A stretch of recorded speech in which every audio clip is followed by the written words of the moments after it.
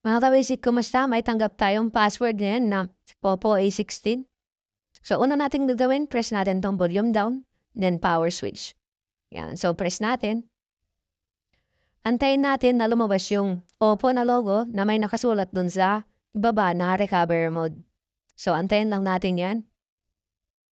And then dito nga pala, pag sinelect po natin yung white data, pag dito sa white data sa taas, hihingi po ng password yan. So, dun po tayo sa kabila. Format data naman po tayo.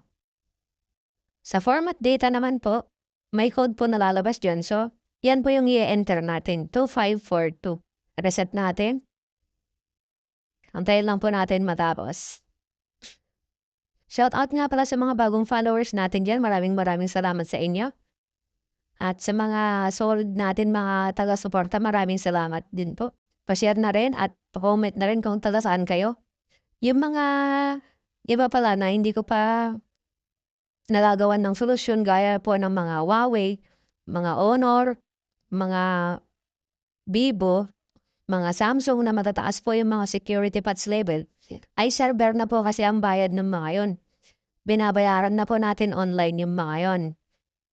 Sa mga Vivo naman po, halos wala na pong manual yung mga yon, lalo na pag yung security patch po niyan ay nasa February 2022 ata.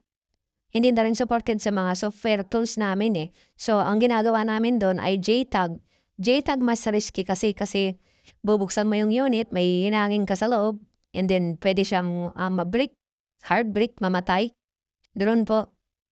And then yung sa server naman po, napakamahal naman. Hindi mo kailangan buksan yung unit, pero napakamahal po, no? Po nun. So, yun lang po yung paliwanag ko. And then maraming salamat.